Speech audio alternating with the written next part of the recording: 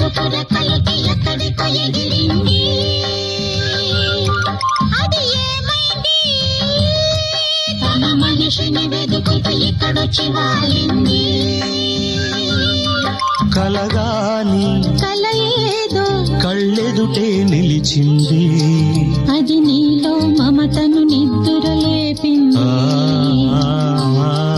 అరే ఏమైంది? ఒక మనసుకు రెక్కలొచ్చి ఎక్కడికో ఎగిరింది. అది ఏమైంది?